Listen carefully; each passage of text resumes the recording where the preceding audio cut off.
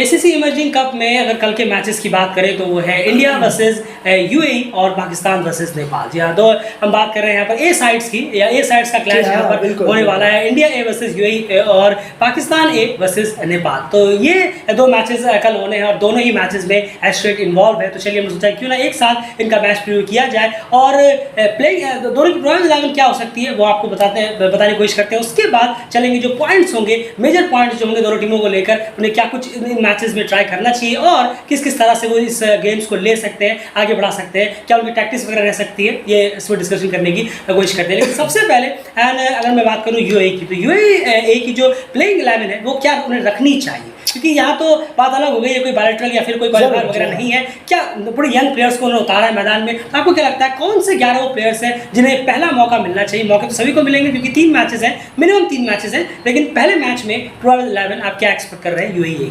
बिल्कुल, देखिए अगर हम बात करें डेली क्रिकेट की तरफ से प्लेइंग 11 की, तो अली नासिर जो कि कप्तान है, उसके बाद आर्यन शर्मा, अंश टंडन, लवप्रीत सिंह, इथान डिसूजा, जी हाँ, और उसके बाद फहद नवाज, मोहम्मद जवादुल्ला, संचित शर्मा, मतीउल्ला, नीलांश केसवानी और आदित्य शेट्टी। ये डेली क्रिकेट की प्रोबेबल 11 है जो कि हमें नज़र आ सकती है। हमें उम्मीद है कि जो कि हमें पहले मैच में यूएई ए की नजर आए। बिल्कुल, अब बात करते हैं वहीं पर नेपाल के प्लेइंग 11 की। जी हाँ, दोनों की प्रोबेबल 11 की बात हम एक ही साथ कर रहे हैं क्योंकि उसके बाद चलेंगे डिस्कशन की तरफ। नेपाल की जो प्रोबेबल 11 इस मैच में हमें लगता है कि होनी चाहिए। जी हाँ, जैसे हमने वापस से वही कहेंगे जो हमने रिपीट किया, इमर्जिंग एशिया कप है तो डेफिनेटली यहाँ पर आप कुछ अलग मोटिव लेकर आए हैं। उस मोटिव के लिहाज से जो आपने यंग प्लेयर्स लिए हैं उनको भी मौका देना जरूरी हो जाएगा। तो उस लिहाज से अगर हम देखें यहाँ पर तो जो हमें लगता है प्रोबेबल 11 रखनी चाहिए टीम को वो कुछ इस तरह से है: कुशल गुरतल, आसिफ शेख, देव खनल, भीम शार्की, रोहित पुड़ैल, कुशल मल्ला, गुलशन झा, सोमपाल कामी, प्रतीश जीसी, ललित राजवंशी और श्याम ढक्कन। अब जरा यहाँ पर गौर से सुनिए, ये जो प्रोबेबल 11 आप देख रहे हैं, यहाँ पर आप देख रहे होंगे कि आसिफ को यहाँ ने मौका दिया है, अर्जुन को यहाँ पर पहले मैच में मौका नहीं दिया। वो इसीलिए क्योंकि आसिफ रिसेंटली रन से थोड़े दूर है।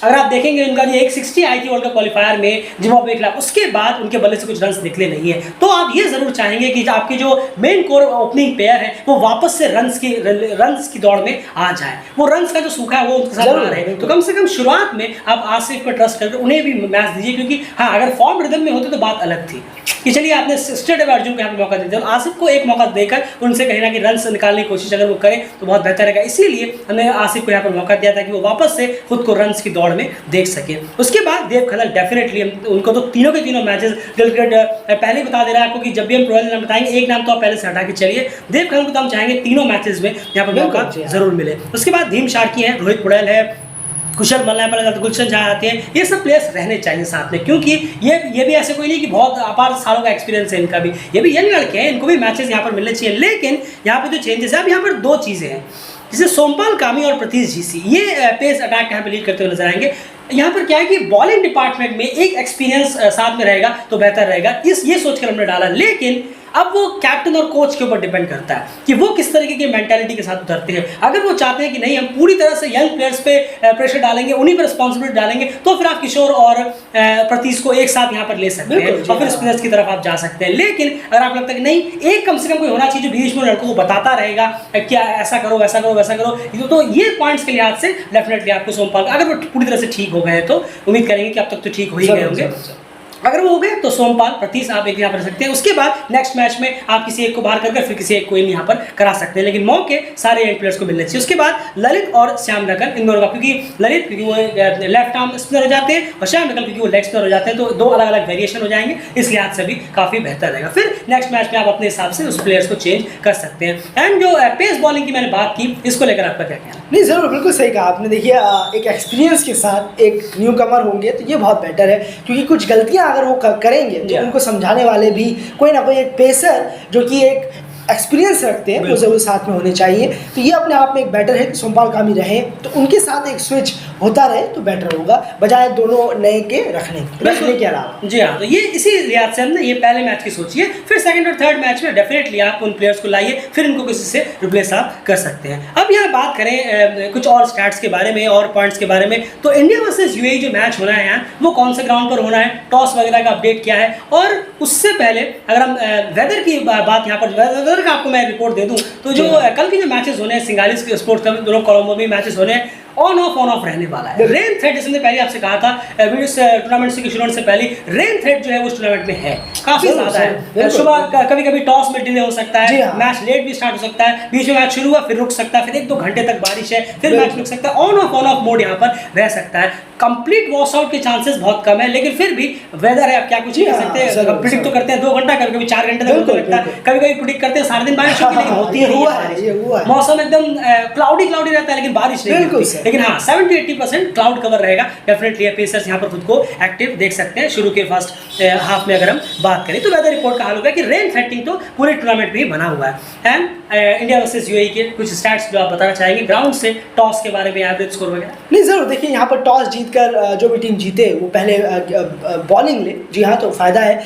और इसी के साथ अगर आप देखेंगे कि एवरेज फर्स्ट इनिंग का जो स्कोर है वो काफ़ी अच्छा है। आप अगर कहें 280 के अराउंड आप यहाँ पर एवरेज इनिंग्स फर्स्ट सेकंड दोनों मिला, हाँ बिल्कुल, फर्स्ट सेकंड दोनों मिलाकर तो आपके ऊपर है कि टीम किस में कंफर्टेबल फील करती है। लेकिन प्रेफर दिल्ली क्रिकेट यही करेगा कि टॉस जीतकर आप बॉलिंग ले, चेस के लिए जाए, क्योंकि अच्छा विकेट है, आप चेस कर सकते हैं इसे। यहाँ इस टारगेट को अगर आपको जो 60, 65, 70 के करीब स्कोर मिला है तो आप गेम के बाहर नहीं हैं, आप गेम में है मौजूद। लेकिन अगर आप जिसमें भी कंफर्टेबल फील करें, अगर आपको लगता है आपकी बैटिंग स्ट्रांग है या बॉलिंग स्ट्रांग है या वीक है, उसे हम पहले कर लेते हैं, कोई बात नहीं, तो वो आपके ऊपर है। लेकिन दिल्ली क्रिकेट यही कहेगा टॉस जीत के पहले बॉल। बिल्कुल, और डेफिनेटली वेदर का फैक्टर भी यहाँ पर रहेगा, तो उस हिसाब से चीजें आपको देखनी होंगी कि वेदर किस, अगर टॉस डिले हो गया है, स्मार्ट डिसीजन लेने होंगे। अगर टॉस काफी ज्यादा डिले हो गया है तो फिर आप उस हिसाब से अपने टॉस को स्विच कर सकते हैं, वो आपके उस पर हिसाब डिपेंड करेगा। वही नेपाल वर्सेस पाकिस्तान की बात करें, वो एंड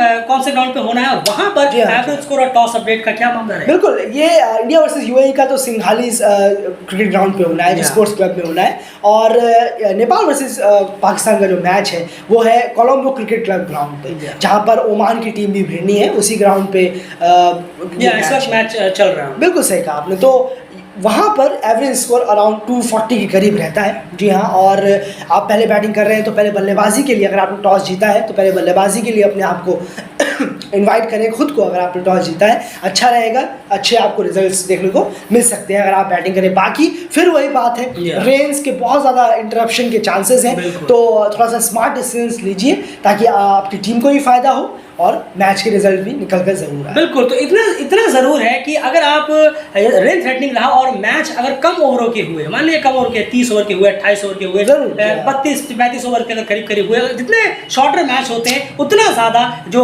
यूएई है, नेपाल है, इन लोगों को और स्मार्ट डिसीजन देने और इनके पास जो मौका है वो बढ़ जाएगा। एग्जाम्पल के तौर पर अगर हार्श रियलिटी के हिसाब से देखूं, मान के चलिए 70% पाकिस्तान और इंडिया के चांसेस हैं ये दोनों मैचेस जीतने के, एग्जाम्पल के तौर पर, और 30% यूएई नेपाल के चांसेस है एग्जाम्पल। लेकिन अगर ये मैच शॉर्ट होते चले गए, 30 ओवर, 28 ओवर या 25-26 ओवर का मैच हुआ, तो ऑटोमेटिकली ये 60-40 60 पाकिस्तान इंडिया 40, तो आपका 10% ऑटोमेटिक जाएगा। लेकिन उसको आपको 50 पे आप तभी ला सकते हैं, आपका डिसीजन स्मार्ट हो। बस ये नहीं कि आपने 30 ओवर का फिर भी आपने वही लिया जो ये ग्राउंड कर कहता है हर बार, टॉस जीतकर सूरज निकला तो ये करो, उस हिसाब से नहीं, थोड़े स्मार्ट डिसीजन ले होंगे। लेकिन इतना जरूर है कि शॉर्ट मैचेस हुए तो नेपाल और यूएई खुद को एक्टिव देखना जरूर चाहेगा। लेकिन अगर आप नहीं कर पाए डेफिनेटली वो आपकी फेलियर जरूर कहलाएगी। कुछ पॉइंट्स जो मैं जल्दी से यहाँ पर बता दूं स्पेसिफिकली नेपाल और यूएई दोनों के बैट्समैन के लिए। सबसे पहला पॉइंट होगा, यहाँ पर कम से कम लूज शॉट्स मत खेलिएगा। बिल्कुल, अगर आप इस प्लेटफॉर्म पे आकर भी, जहाँ पर इतना अच्छा मौका है कि आपके पास कोई खास एक्स्ट्रा प्रेशर नहीं है, ना कोई मैचेस जीतने की इतने ज़्यादा प्रेशर है कि नहीं ये मैच नहीं जीते तो सब कुछ खत्म हो जाएगा, ये कोई प्रेशर नहीं है। आप आराम से काम कंपोज रहकर अपने नेचुरल शॉट्स खेलकर रन करने की कोशिश करिए। जितना सीधे बल्ले से खेलेंगे, जितना वी में खेलेंगे, जितना कवर्स में, पॉइंट्स में, लॉन्ग ऑन लॉन्ग ऑफ का जितना इस्तेमाल करेंगे उतना ज़्यादा बेहतर रहेगा। कुछ आड़े तिरछे खराब शॉट्स खेलकर अपना विकेट मत गवा दीजिएगा, ये सबसे पहले अपील रहेगी दोनों ही टीमों के बैट्समैन के लिए, नेपाल और यूएई दोनों के लिए। वहीं पर एंड सेकंड जो पॉइंट है वो क्या है, वो क्योंकि वो बॉलर से रिलेटेड है, आप बेहतर समझा। नहीं जरूर, देखिए ये बॉलर से रिलेटेड जरूर है। जैसे कि अगर आप देखेंगे काफ़ी नए बॉलर आ रहे हैं दोनों ही टीमों, बिल्कुल दोनों ही टीमों में काफ़ी नए बॉलर्स हैं, तो कप्तान को ये ध्यान जरूर रखना चाहिए कि अगर हमारे नए बॉलर्स एक्सपेंसिव जा रहे हैं तो उन पर हम ट्रस्ट दिखाएं, क्योंकि वो नए बॉलर्स हैं, बहुत जल्दी टूट जाते हैं, बहुत जल्दी टूट जाते हैं, उनका दिल जो है बहुत जल्दी टूट सा जाता है। मन ही मन वो कहते हैं यार क्या 2-3 ओवर में पिट गया, ये हो गया, वो हो गया, क्या मुझे अगले मैच में लेंगे या नहीं, शायद मैं अभी इस स्टेज के लिए तैयार नहीं हूँ, ये नहीं, ये सब चलता है। हो सकता है आप स्टेज के लिए शायद अभी तैयार ना हो, लेकिन ये आपको ध्यान में रखना होगा, ये कप्तान को यकीन दिलाना है कि भाई ये इंटरनेशनल स्टेज नहीं, ये इमर्जिंग एशिया कप है, यहाँ आपको जमकर मौका मिलेगा, यही तो स्टेज है जहाँ आप जैसे को हम मौका देंगे और आप नरेश होंगे। ये कप्तान की जिम्मेदारी है, कोच है, कप्तान है, उनकी जिम्मेदारी बनती है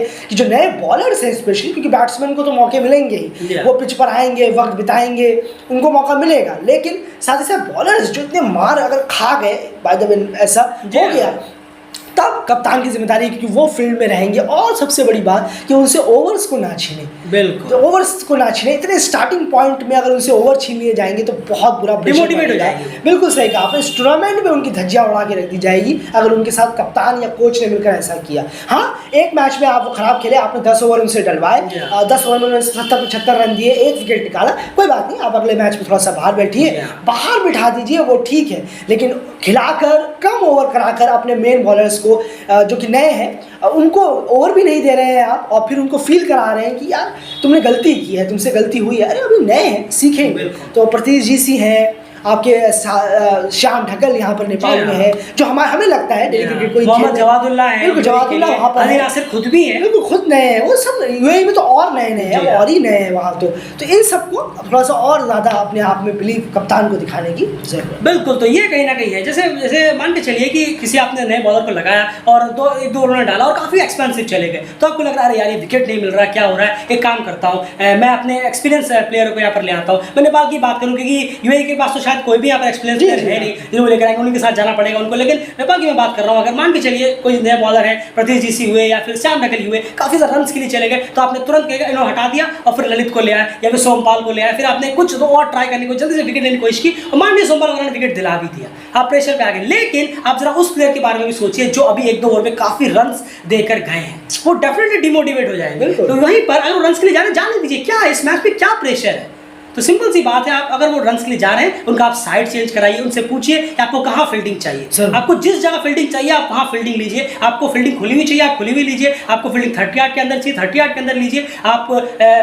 स्पेल चेंज कराना चाहते हैं, साइड चेंज कराना चाहते हैं तो वो चेंज कर लीजिए, या फिर आप चाहते हैं कि नई बॉल से मैं 2 ओवर ही डालता हूँ, मैं पुरानी बॉल से कंफर्टेबल, लेकिन एट द एंड कोटा पूरा होना चाहिए, प्रतीश 10, सोमपाल 10, ललित 10, श्याम ढक्कल 10, ये 4 बॉलर बिल्कुल हमारे प्रोवाइडर के हिसाब से ये 4 बॉलर 10 ओवर इनके पूरे कंप्लीट होने चाहिए। बाकी 10 ओवर आप कैसे कराते हैं वो आपके ऊपर आता है। ये कहने की हम कोशिश कर रहे हैं, उम्मीद है आप बेहतर तरीके से समझ गए होंगे। और लास्ट और नॉट लीस्ट, ये हम हजारों बार अपने वीडियोस में कह चुके हैं और वो हजारों बार सच ही प्रूव होगा, और इससे important factor ODI 50 over cricket में कोई होता ही नहीं है, वो ये कि जब आप बैटिंग करने जा रहे हैं पहले तो 50 ओवर पूरे बैटिंग करना बिल्कुल मत भूलिएगा। वहाँ पर खैरात में 10 ball 12 ball 15 ball opponent team के लिए मत छोड़िएगा। ये हम दोनों की बात कर रहे हैं, दोनों के लिए हम ये कह रहे हैं 50 ओवर बैटिंग करना कंपलसरी जरूर रहेगा। जब आप 50 ओवर क्रिकेट खेलते हैं तो बैटिंग जब आप पहले कर रहे हो तो आपको पता है सबसे पहले जीत जो टीम की होती है वो है 50 ओवर पूरे बैटिंग कर पाना। अगर टीम 50 ओवर पूरे बैटिंग की है मतलब वो कुछ तो करके आए, सामने ओपोनेंट या फिर जो एक्सपर्ट्स हैं उनको बताएंगे चलो 50 ओवर में बैटिंग की, उस पहले बैटिंग करते हुए उसके बाद ये चीज़ें आती हैं, आपने रन रेट से कितने रन किए, कितना स्ट्राइक रेट रहा, क्या रन आपने किए, वो सब बाद में आता है। अगर आप पहले बैटिंग कर रहे हैं, चेस कर रहे हैं तो डेफिनेटली बात है सब सारा मामला अलग होता है, तब रिक्वायर्ड नेट ध्यान रखना पड़ता है, विकेट ज़्यादा ना गिरे वगैरह वगैरह चीज़ें चलती रहती है। फिलहाल इस मैच में इतना ही, उम्मीद करेंगे कि बस बारिश जो है वो खलल सबसे ज़्यादा ना डाले। हमने लगातार पूरी वीडियो में कहा कि बारिश के चांसेस बहुत ज़्यादा हैं। अब ये देखना होगा कितना इंटरप्शन होता है, क्या होता है, मैच शॉर्ट होता है नहीं होता है, लेकिन जो भी होगा अगर होता है तो इस तरह से चीज़ें दोनों टीमें अब शेप अप करें तो बहुत बेहतर रहेगा। ये वो प्लेटफॉर्म है जहाँ यंग्स प्लेयर्स पर फुल्ली ट्रस्ट करने की ज़रूरत होगी।